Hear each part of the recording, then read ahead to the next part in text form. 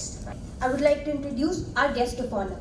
Mr. C.S. Lodha is a corporate advisor and an argument counsel specializing in the fields of corporate laws, constitutional laws, and indirect taxation.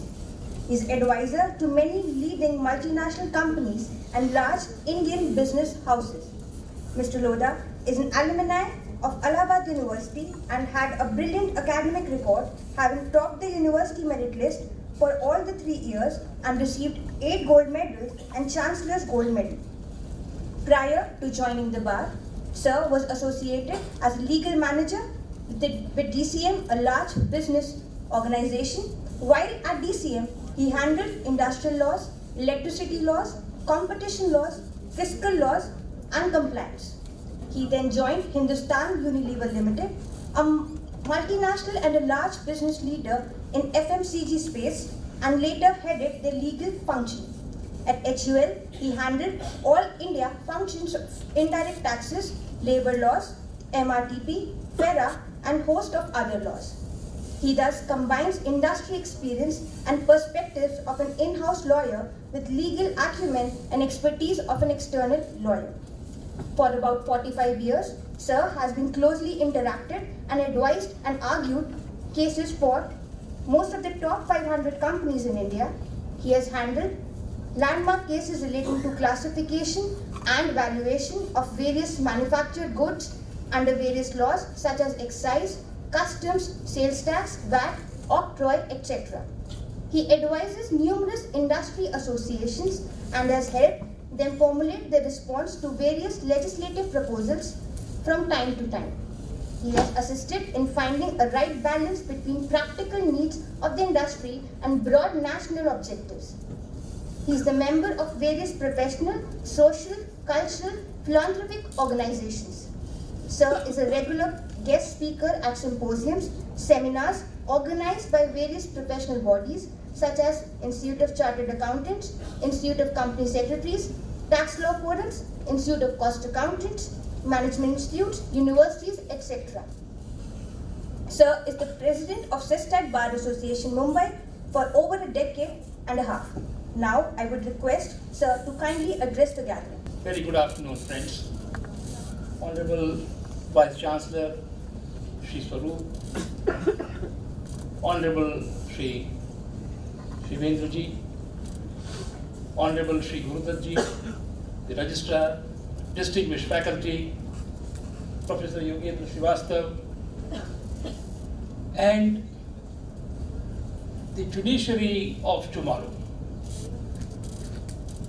I'm so grateful to the faculty and the Vice Chancellor and Professor Srivastav for having given me this unique opportunity of sharing some thoughts with you. Unique because there have been occasions when I have spoken and shared thoughts where High Court judges, Supreme Court judges, Advocate Generals, Attorney Generals were present. But here is a gathering of future Advocate Generals, Attorney Generals, High Court judges, and Supreme Court judges.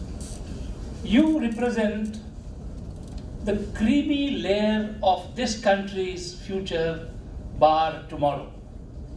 I have no doubt in my mind that in next 3 decades or so, many of you will become High Court judges and Supreme Court judges.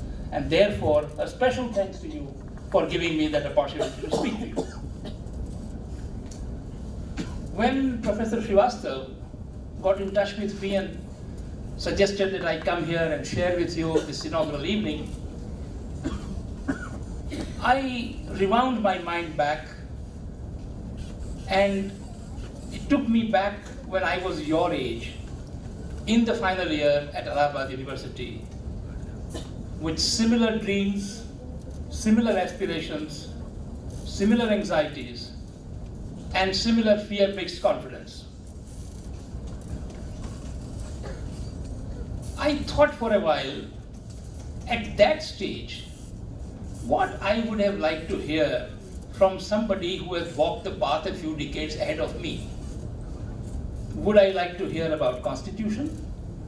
Would I like to hear about legal thought? Some jurisprudential principles? Would I like to hear about the jostling of space between legislature and judiciary, which is what is happening? Would I like to hear about judicial reforms? Would I like to hear about topic for tomorrow, that's GST? Or I would like to hear about a few lessons of life that I have learned, a few lessons that I picked from seniors with whom I interacted in my journey, and a few practical tips, which hopefully, I know how talented, how well equipped all of you are, but still, if one or two thoughts which I leave with you today, if you could recall 30 years later when you sit on a bench someday, I would be very happy that my coming from Bombay was well worth it.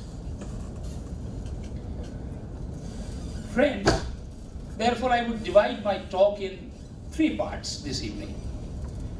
I will first share with you a few lessons that I learned from seniors of my time, MC Setalwad, Daftari, Palkhiwala, Sirvai, Ashok Sen, and one or two others. I will then like to share with you a few practical tips, which what I have seen at the bar working out reasonably well and possibly may come in handy for you. And lastly, I would like to leave a few thoughts, both with you, the Honorable Vice Chancellor, Professor Srivastava, Professor Gurudat, and others, and some thoughts for you to mull over and act if you feel they are worth it. As mentioned in a brief introduction, yes, I was lucky. My batch believed in enjoying life, and therefore I did not have a great batch, and therefore they put me at the top of the merit list. That is true. Had I gone now 25, 30 years later, I'm definite I would be nowhere in the reckoning. The life journey, my friends, is a garden of forked paths. Every few steps, there are 2 paths going. One, which is path of quick, immediate success, may not necessarily be morally or ethically correct. And the second path is the correct path, but will possibly lead to a delayed success. You may have to wait for about 5, 10, 15 years, but success would be assured. Therefore, it is extremely essential, and success, each one has to define his own definition of success. Success to me means, at the end of the day when you hang your boots, you should be able to look at the journey of the past that you have traversed with a smile on your face. You should be able to look in the mirror with satisfaction that you have done nothing wrong, nothing which will prick your conscience ever.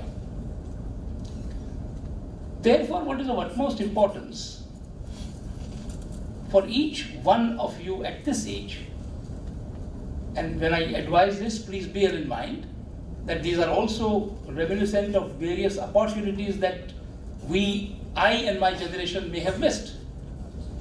Therefore, I am talking with the benefit of hindsight,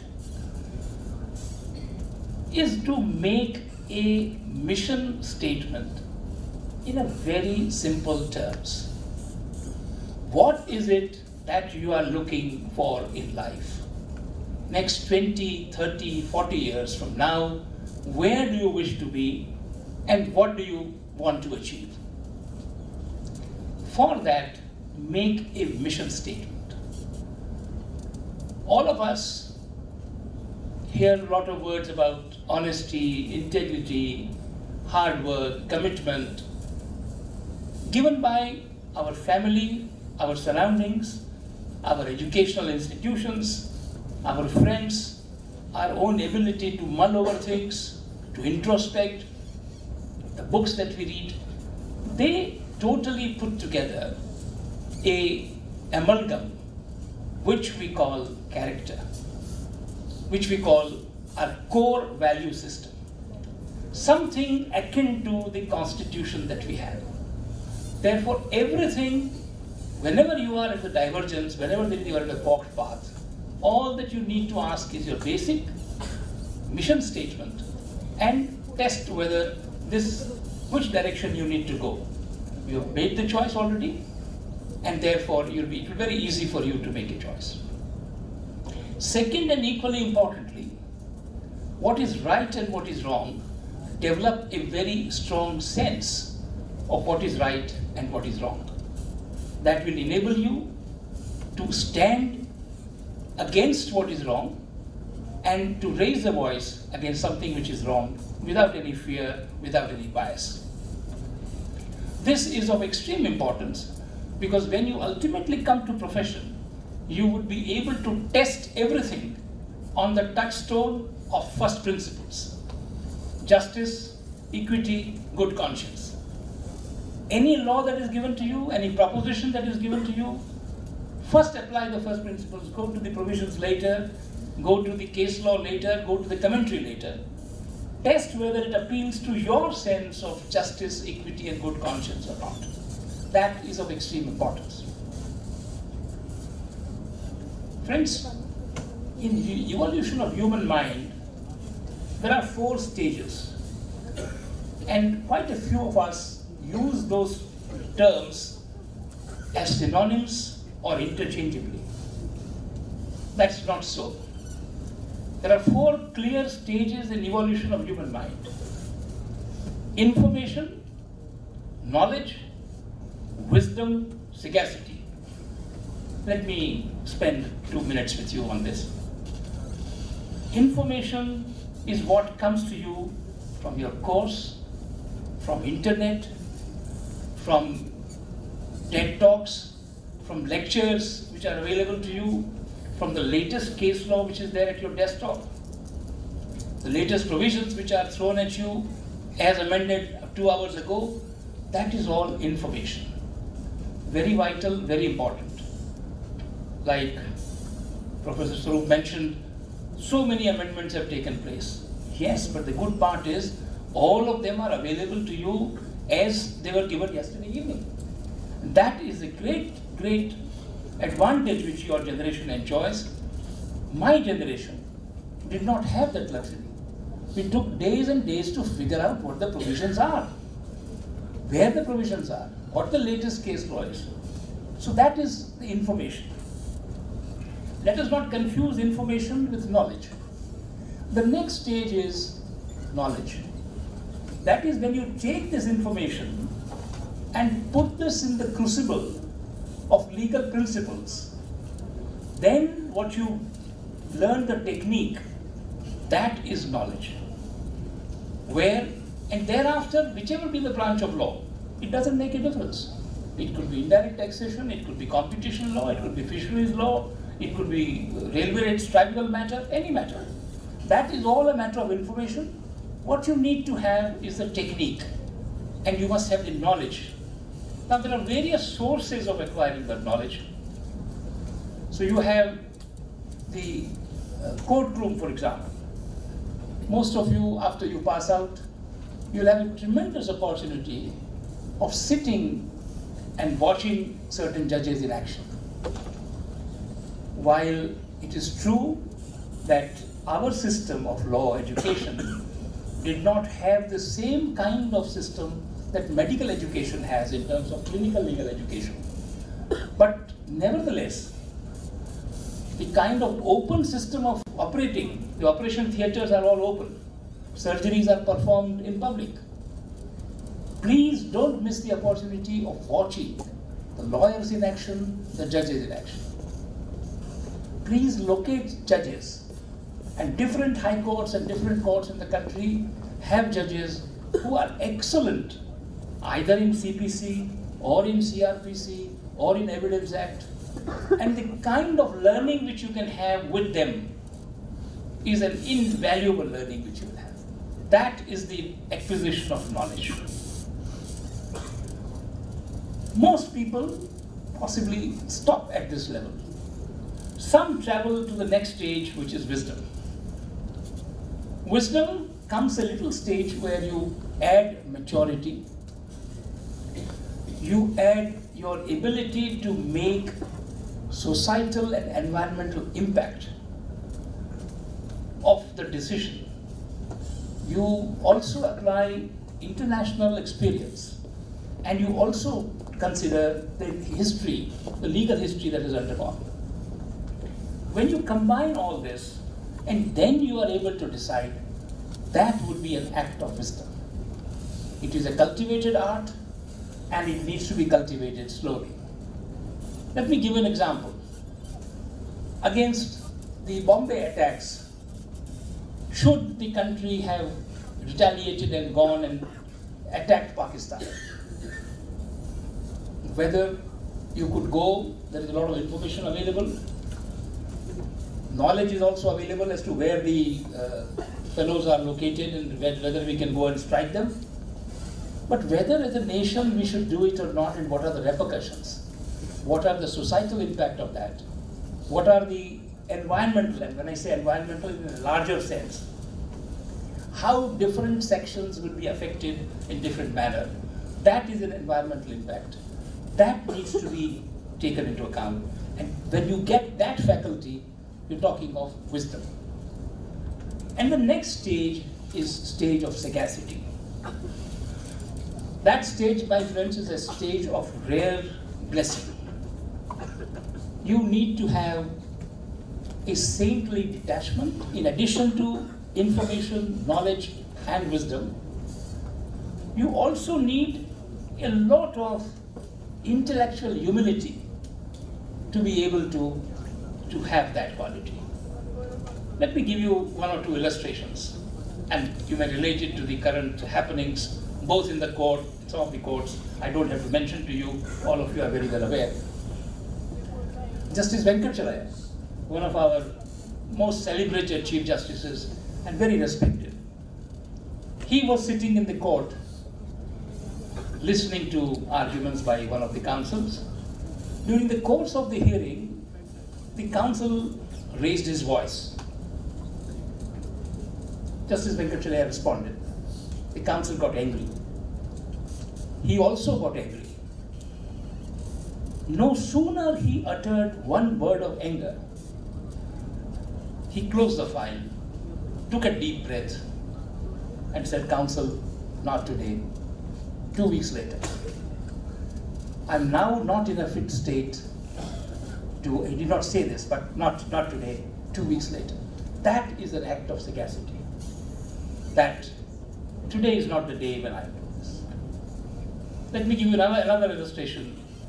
I had a matter to do in Allahabad High Court. There was a bunch of petitions, about 400 of them.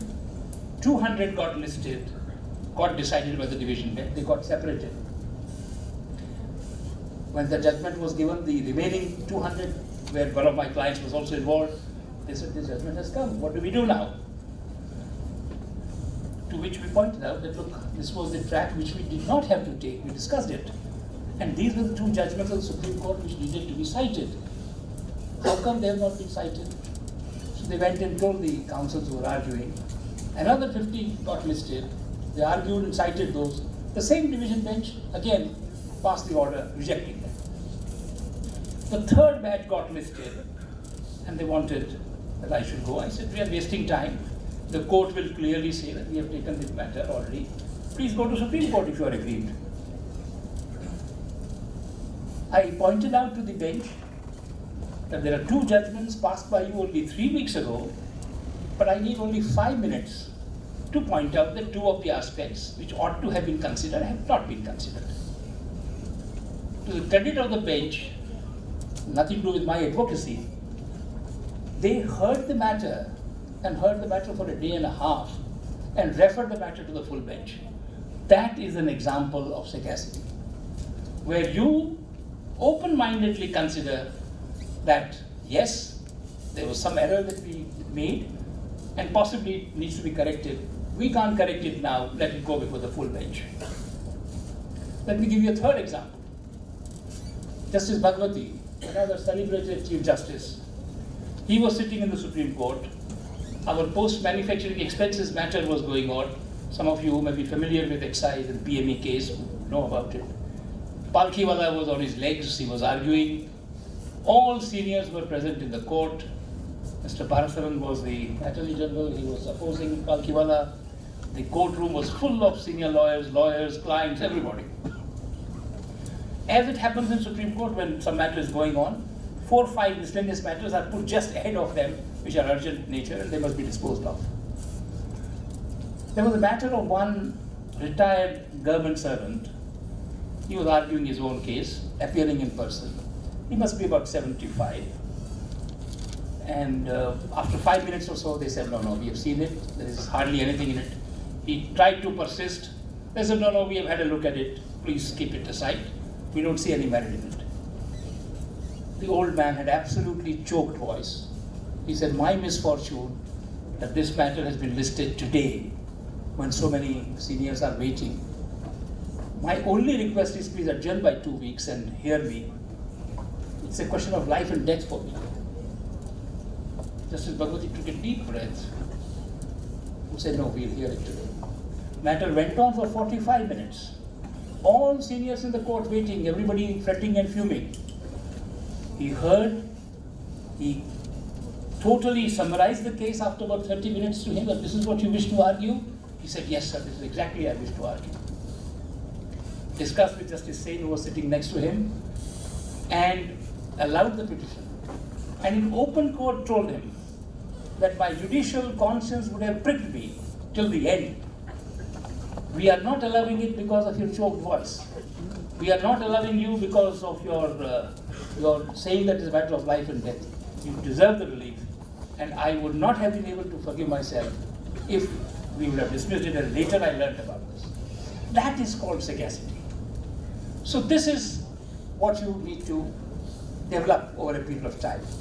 I'm saying this because, as I said, many of you 3 decades, 4 decades later will possibly sit on those seats, and please do remember if you can remember at that time.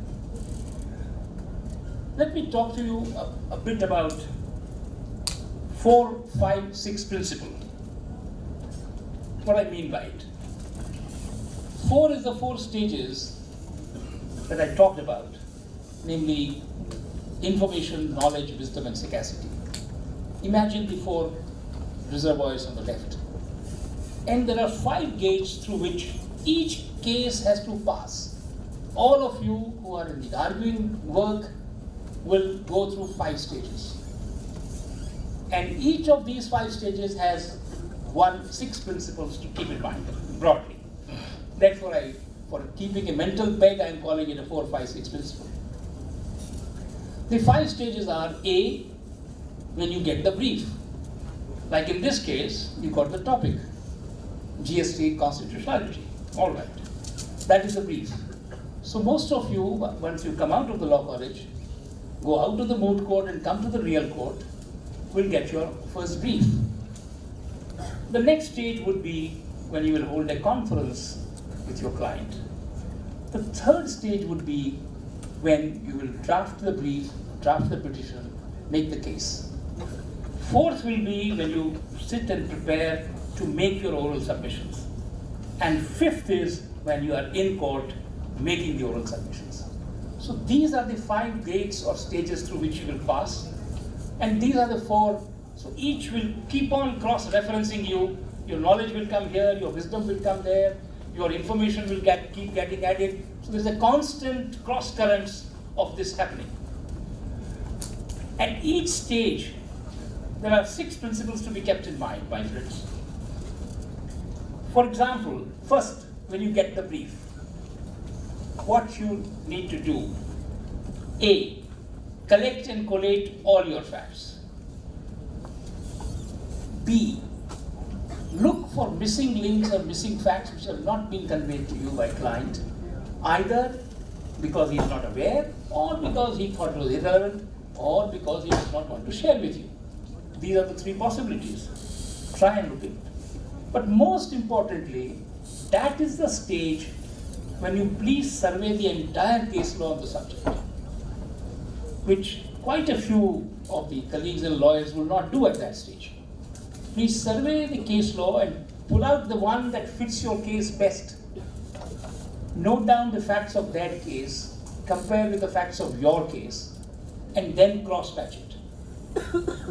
Whatever the missing links are, note them down. And next stage, please prepare when you sit for the conference with the client. I must mention to you my first interaction. I passed out of Allahabad, came, joined one of the companies. Since the stakes are high, they always engage the best counsel in the country. MC Setalwad was the counsel who were to argue. There was a constitutional matter. So this was the fourth conference taking place. In this conference, as my good luck would have it, the others, I was junior at that time. So, but I reached and others were caught in traffic. So, and he was looking at our brief. So the moment it was mentioned that I have arrived, they said, okay, send him in. I went in. Since there was nobody, and as a young lawyer, you don't understand the protocols of what to talk and what not to raise with a senior. You learn it later. So all those inhibitions will come later. So I mentioned to him, sir, there are two aspects which have been bothering me.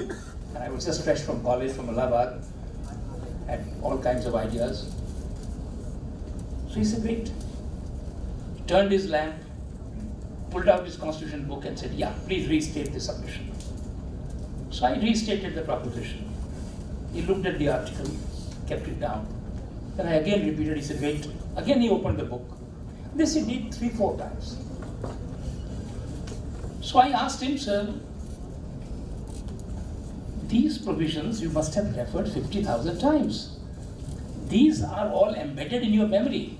But each time when I raised it, you pulled out the book, you adjusted the lamp and saw it. He looked at me, chuckled and said, yes, young man, I have read it. They are embedded in my memory. But I have not read it in the light in which you want me to read. That is a lesson which I have never forgotten. Therefore, each time somebody raises something fresh, please read it in the light in which he wants you to read the provision. When the others joined, he mentioned that while you were coming in, this is what he raised, and I think it is worth accepting, so let us incorporate it and we'll argue it. Two lessons to be learned from this.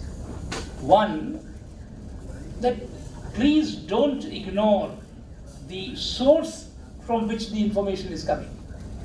Something may come from any quarter.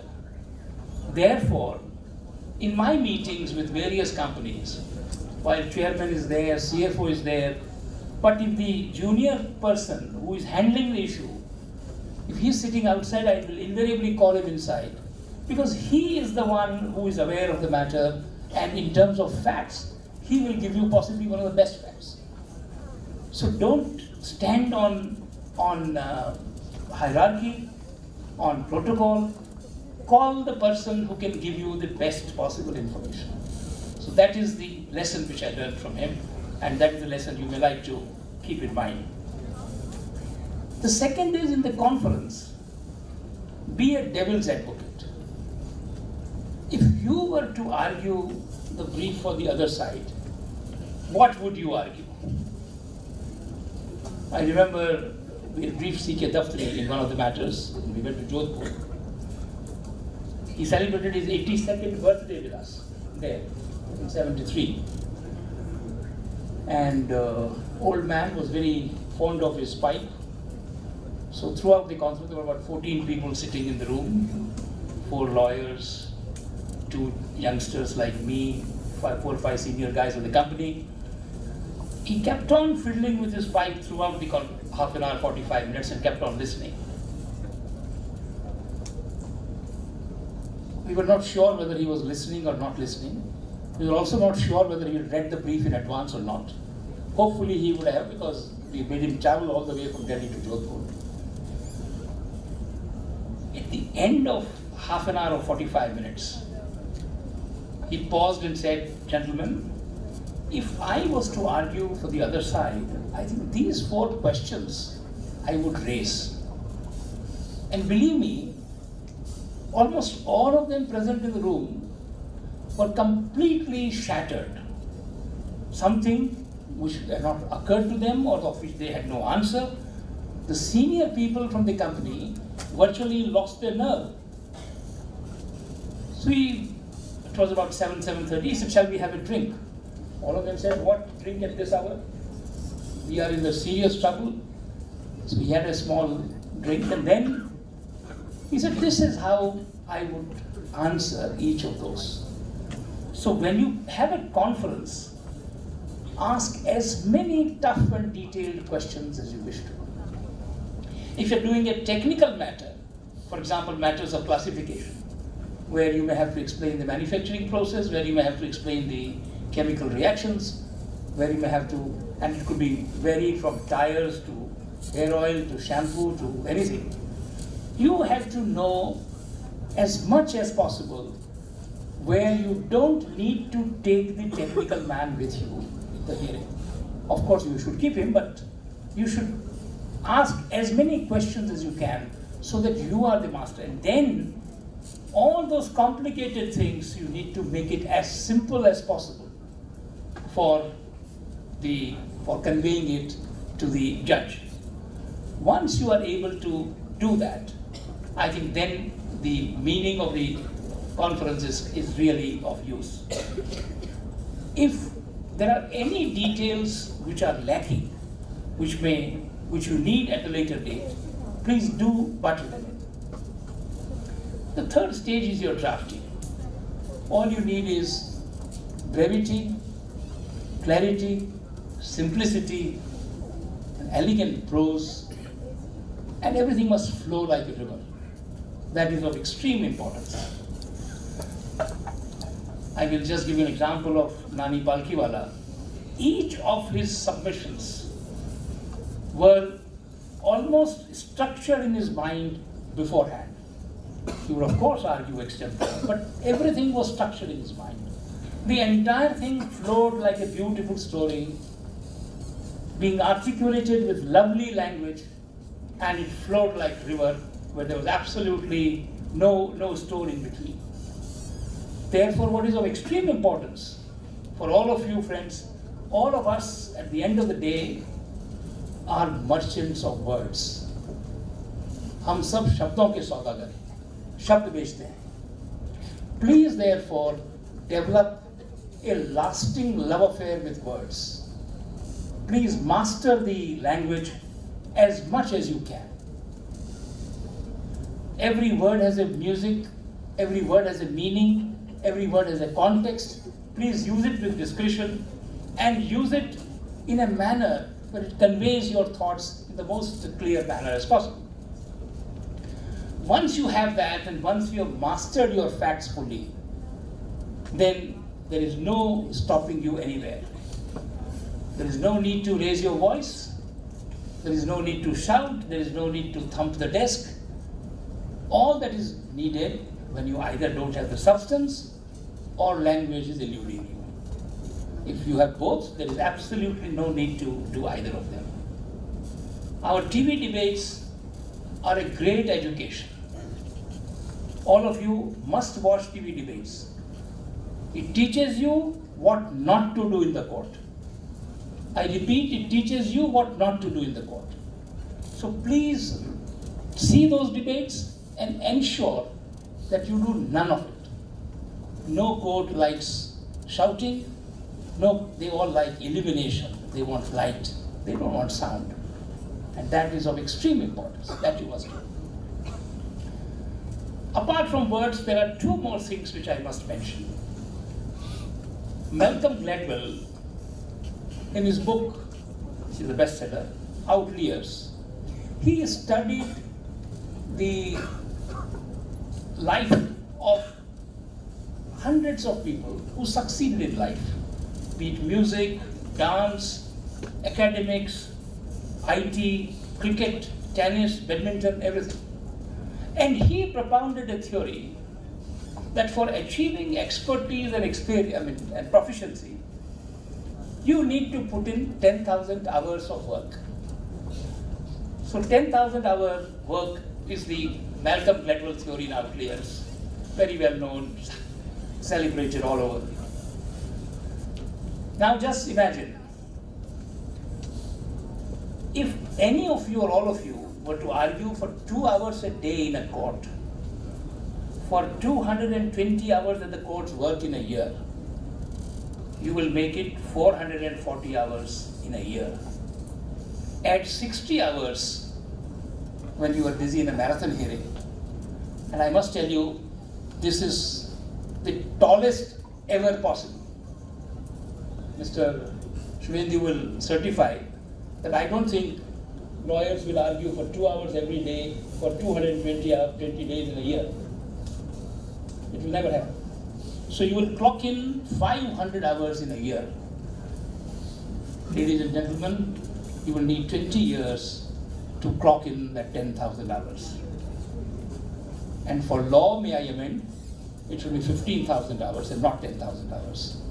So therefore you will need not 20 but 30 years. This is not to dissuade you, because this is the most fascinating journey which you can ever undertake. It's a beautiful profession where a problem will never be repeated before you. You will have a new problem, new day, new learning every single day, and most importantly, you will have a chance to shape the destiny of the nation. You will have the chance to shape the future of judiciary. But for that, my friends, it's a long marathon. It's not a race. It's a long marathon. So brace yourself for this long marathon and prepare to fly. One more little advice is about the clients and how to treat the clients. Kindly remember, clients feed us, our families, our associates, and run our office.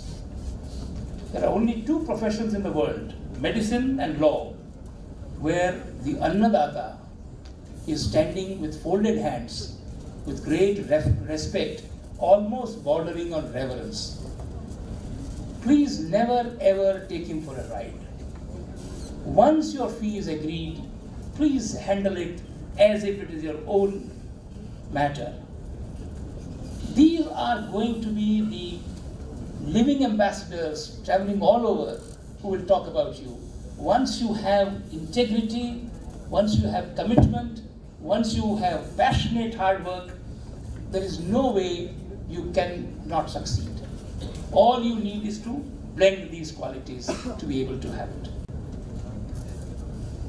That brings me to the third part, where I leave a few suggestions for Professor Srivastava and Honorable Vice Chancellor. What I see happening in next 5, 10, 15 years from now, technology is going to inundate us completely. Legal field is going to be very greatly affected by the advent of new technology. The artificial intelligence, the machine learning. So mere use of gizmos and etc. is not going to be enough. I think there is therefore a need. All of you are going to be free from the mundane work in which most of you will be involved. If you join a law firm, if you become a law clerk somewhere, there's a lot of mundane work which is all going to be taken over by the machines. It is your softer skills which machines cannot bring in where you will be needed. So your contribution in future will have to be towards that. But to be able to tame that technology, I would suggest, please design a course, maybe add a module to your existing syllabus, where the students are taught about the artificial intelligence and machine learning, about what technology can do for them, and what changes would they like in the technology which will help them. That would, I don't think any law school in the country, maybe if some law school is doing, I'm not aware. Any of the law schools having this program where you have the artificial intelligence or machine learning being taught anywhere amongst the 40 creamy layers? Any school? I think this could be introduced and to be of great use. The second submission which I had Walsall, I'm sure you're doing a great work on the legal aid, but you could consider having weekend legal aid clinics in cluster of villages in and around Bhopal to begin with, and then maybe extend. Where you can have a team of 4 students, 1 professor, 1 retired high court or district judge, and 1 professor, so 1 senior lawyer. So 7 people could form a team, and on weekends they could go to different areas. Basically to guide them as to what the legal provisions are and where they stand. That would eliminate the litigation at the lower level, because lawyers will suggest, yes, but we can take a chance. Once you make them aware that no, this is not going to succeed, there are 2 judgments of the Supreme Court against you, so don't waste your good money on a bad case, that would help a great deal. B, it would enable all these bright, young, ignited minds to interact with the poorest of the poor, and it will humanize their legal education, which is of extreme importance. And third suggestion which I have is that while you do teach laws, please do have some sessions where you do a bit of SWOT analysis of the existing law. What are the weaknesses of the law and what amendments are needed, and how do we change them? That thought process will convert them from lawyers to lawmakers in times to come. Today, even that is very greatly, there is no debate in Parliament taking place. There is no, so whatever the bureaucrats are drafting, pass this through, and that is the kind of mess which you see in the GST. The reason of mess in GST is only this. The bureaucrats allow themselves to be pushed. Somebody fixed a date of 1st of July. They said, we have to meet the dead target. 28th of June, they issue 400-page notifications. People who have been in the game for 30, 35, 40 years can't fathom what the changes are. How do you expect them to advise people within 3 days? It's bound to be chaos. But the bureaucrats should have had the courage to say, no sir, it cannot be implemented, we are not ready. Now, the political class, likewise, you will also be pushed and pressurized by friends. Do remember, nobody will remember how quickly you gave the advice. Everybody will remember how thoroughly you gave the advice. So never allow yourself to be pushed in giving an advice. If you're not ready, take your 4, 6, 8 hours extra. Doesn't matter. But when you give, nobody will know 2 o'clock we asked him and 4 o'clock morning he produced this opinion. That will never work. So that is extremely, extremely essential. You have a great societal role, my friends. You have a great opportunity. I must confess, my generation should have, could have done much better than what it has. For a variety of reasons. Our generation was passing through struggle, did not have the wherewithal, did not have the technological advantages which you have. Today, you have the Harvard lectures, you have the Yale lectures, Cambridge lectures, the best of the libraries at your command. So you have a tremendous opportunity of that. Please do remember your societal role, because what is happening today is our judiciary is completely clogged. There are abnormal delays which are taking place. The judges also come from the society, so there are issues of integrity. And therefore, for the future of this institution, it is of extreme importance that young, bright minds like you take up the challenge and take it up for future. I must caution you that the path of integrity and commitment and passionate hard work which I am advocating may, for first 5 or 10 years, you may feel diffident. You may not like it, you may not see the results possible.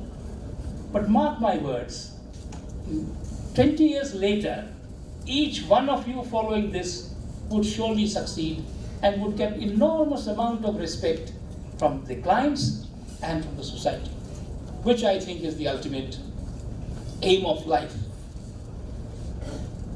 Coming to moot court, the moot courts are meant to give you a simulated feeling of what the real courts will be like.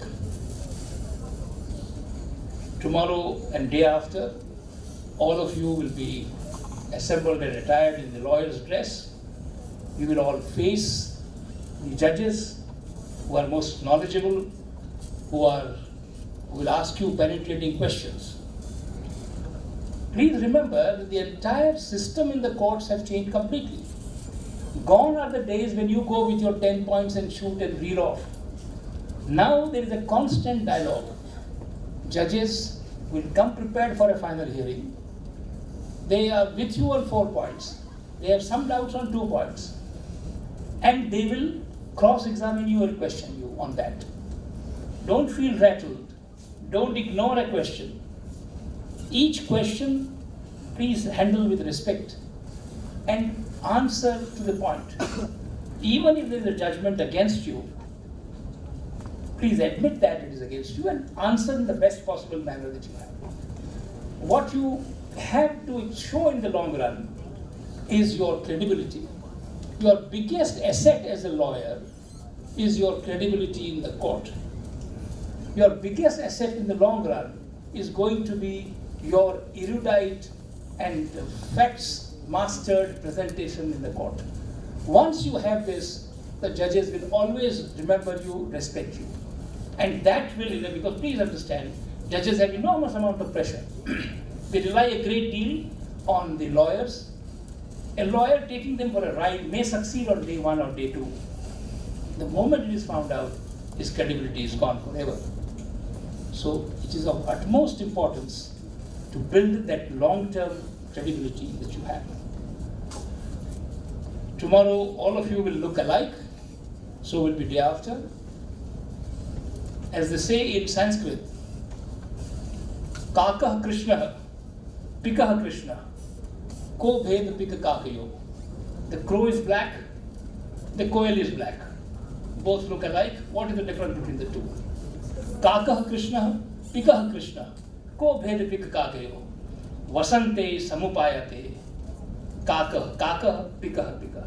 Let the spring come and you will know the difference between the crow and the koel. My prayer for all of you, my friends, is that all of you be koels tomorrow and day after. Make the life of judges extremely difficult and give them a tough choice to make. May the best team win. May all of you put your best foot forward. And the teams which are not winning must square up the score in the real court when you meet later. So it's scores to be remembered. And all the very best to you. May the best team win. Have a great performance and all the very best.